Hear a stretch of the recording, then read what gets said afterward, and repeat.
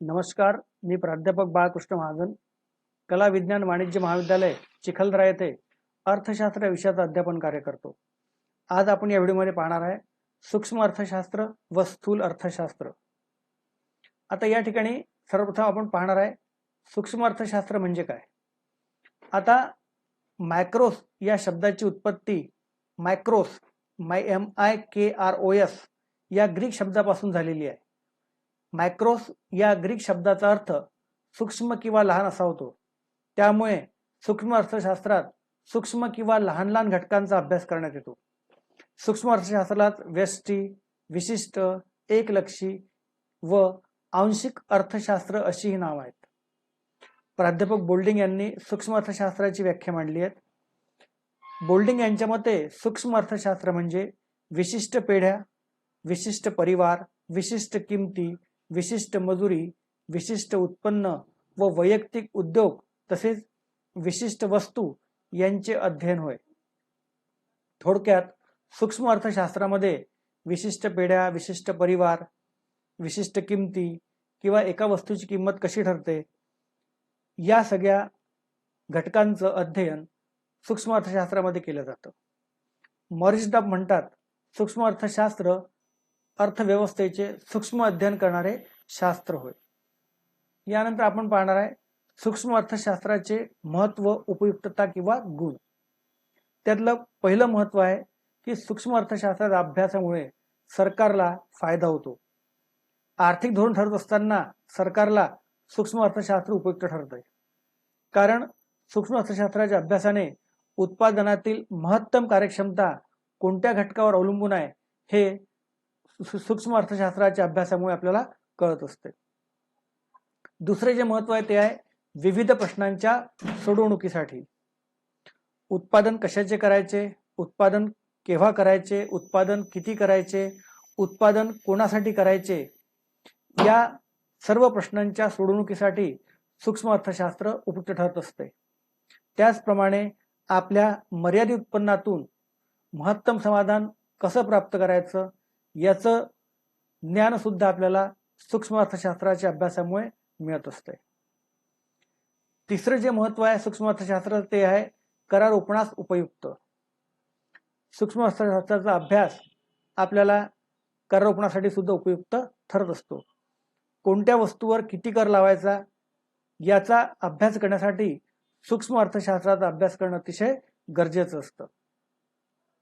कारण ज्या वस्तूंची मागणीची लवचिकता ही कमी आहे अशा वस्तूवर कर जास्त लावला जातो आणि ज्या वस्तूच्या मागणीची लवचिकता ही जास्त असते अशा वस्तूंवर कराचं प्रमाण कमी असतं. पण या सर्वांचा अभ्यास हा सूक्ष्म अर्थशास्त्रामुळे आपल्याला कळत असतो. त्यानंतर आहे विशिष्ट उद्योग व पेढी यांच्या स्थितीचा अभ्यास.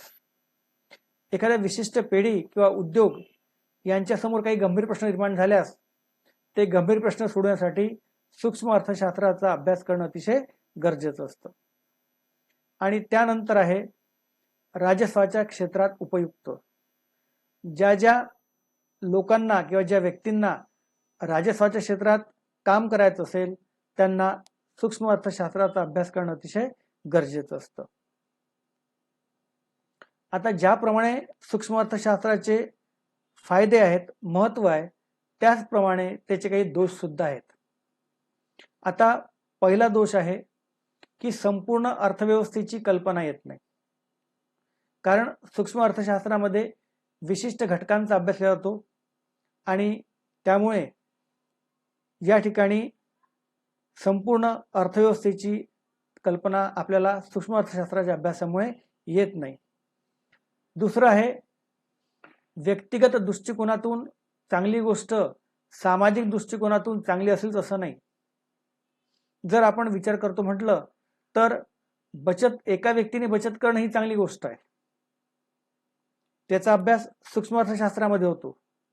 परंतु एका व्यक्तीने बचत करणं चांगली गोष्ट आहे त्यामुळे संपूर्ण समाजाने बचत करणं ही सुद्धा चांगली गोष्ट राहील असं आपण म्हणू शकत नाही.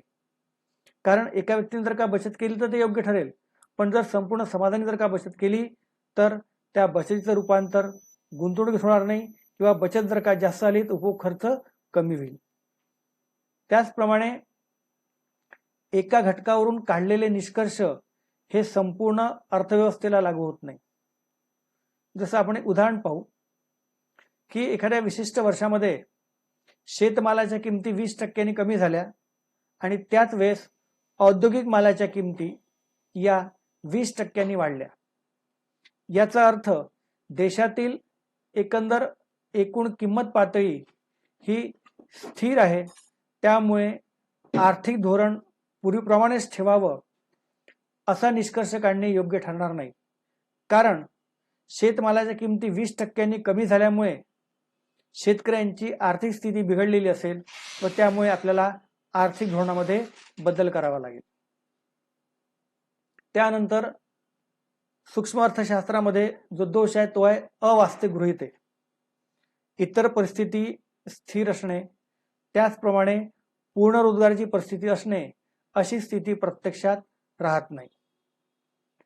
त्यानंतर आपण पाहणार आहे स्थूल अर्थशास्त्र म्हणजे काय. आता मॅक्रो या शब्दाची उत्पत्ती मॅक्रोस या ग्रीक शब्दापासून झालेली आहे. मॅक्रोस या ग्रीक शब्दाचा अर्थ स्थूल किंवा मोठा असा होतो. त्यामुळे स्थूल अर्थशास्त्रात समूहाचा किंवा सरासरीचा अभ्यास करण्यात येतो. स्थूल अर्थशास्त्राला व्यष्टी, समष्टी, अनेकलक्षी किंवा व्यापक अर्थशास्त्र अशी नावे आहेत. प्राध्यापक बोल्डिंग यांच्या मते ज्यामध्ये विशिष्ट बाबींचा किंवा विशिष्ट घटकांचा अभ्यास न करता अर्थव्यवस्थेतील मुख्य समूहांचा व सरासरीचा अभ्यास केला जातो, ज्यात समूहाची व्याख्या केली जाते, त्यातील परस्पर संबंध तपासले जातात, असा अर्थशास्त्राचा भाग म्हणजे स्थूल अर्थशास्त्र होय. आता स्थूल अर्थशास्त्राचे जे महत्व आहेत ते आपण पुढील प्रमाणे पाहणार आहेत की सरकारच्या दृष्टीने उपयुक्त. आता स्थूल अर्थशास्त्रामध्ये एका विशिष्ट घटकाचा अभ्यास न करता संपूर्ण समूहाचा अभ्यास केला जातो आणि सरकार जे धोरण बनवतं ते संपूर्ण समाजासाठी असतं. त्यामुळे सरकारला आर्थिक धोरण आखताना स्थूल अर्थशास्त्र फार महत्त्वाचं ठरतं किंवा स्थूल अर्थशास्त्र अभ्यास फार महत्त्वाचा ठरतो. कारण सरकारला त्या ठिकाणी एकूण उत्पादन, एकूण उपभोग, एकूण बचत, एकूण गुंतवणूक या घटकांचा विचार करावा लागतो आणि स्थूल अर्थशास्त्रामध्ये संपूर्ण समूहाचा विचार होत असल्यामुळे सरकारच्या दृष्टीने आर्थिक धोरण आखताना स्थूल अर्थशास्त्राचा अभ्यास अतिशय महत्त्वाचा ठरतो. त्यानंतर आहे राष्ट्रीय प्रश्नांची उत्तरे शोधण्याच्या दृष्टीने उपयुक्त. रोजगारात वाढ करणे, राष्ट्रीय उत्पन्नात वाढ करणे, स्फीती व अपस्फीती याच्या उपाययोजना करणे अशा राष्ट्रीय प्रश्नांची उत्तरं शोधण्यासाठी स्थूल अर्थशास्त्राचं अतिशय महत्त्व आहे. त्यानंतर आहे अवास्तविक गृहीते नाहीत. सूक्ष्म अर्थशास्त्राप्रमाणे स्थूल अर्थशास्त्रात पूर्ण रोजगार किंवा इतर परिस्थिती स्थिर असते अशी अवास्तविक गृहीते नाही आहेत. त्यानंतरचं स्थूल अर्थशास्त्राचं महत्त्व आहे समाजवादी अर्थव्यवस्थेत उपयुक्त.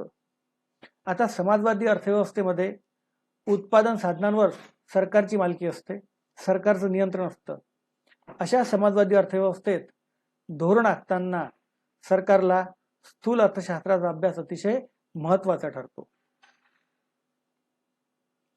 ज्याप्रमाणे स्थूल अर्थशास्त्राचे महत्त्व आहे त्याचप्रमाणे त्यात काही दोष सुद्धा आहेत. त्यातलं पहिलं आहे समूहाच्या रचनेकडे दुर्लक्ष. आता स्थूल अर्थशास्त्रात संपूर्ण समूहाचा विचार केला जातो, पण समूहामध्ये जे एकक आहेत किंवा जे वेगवेगळे घटक आहेत त्या प्रत्येकाची वैशिष्ट्ये ही भिन्न भिन्न असू शकतात. अशा वेळेस त्या घटकांकडे दुर्लक्ष केल्यास त्यातून निघणारे निष्कर्ष मात्र हे चुकीचे निघू शकतात. आपण मागे उदाहरण बघितलं की एका विशिष्ट कालावधीमध्ये शेतमालाच्या किमती 20% कमी झाल्या, त्याच वेळेस औद्योगिक मालाच्या किमती या 20% वाढल्या. त्यामुळे देशातील एकंदर किंमत पातळी ही पूर्वीप्रमाणेच राहील. त्यामुळे आर्थिक धोरण पूर्वीप्रमाणेच ठेवावं असा निष्कर्ष काढणे योग्य ठरणार नाही, कारण शेतमालाच्या किमती 20% कमी झाल्यामुळे शेतकऱ्यांची आर्थिक स्थिती बिघडलेली असेल व त्यामुळे आर्थिक धोरणात बदल करावा लागेल.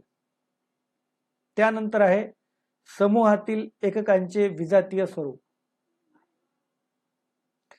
योग्य निष्कर्ष निघण्यासाठी समूहातील एकक हे सजातीय असणे फार गरजेचं आहे.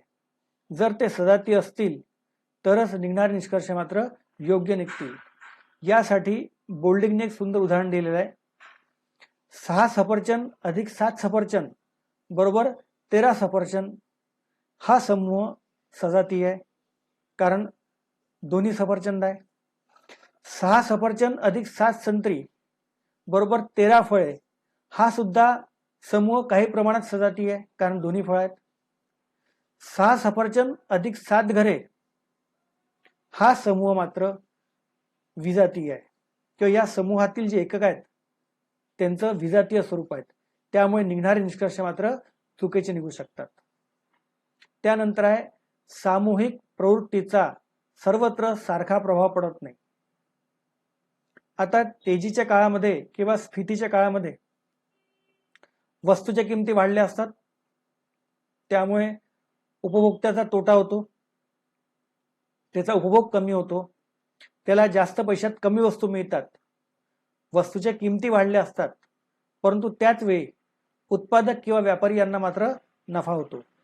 म्हणून सामूहिक प्रवृत्तीचा सर्वत्र सारखा प्रभाव पडत नाही.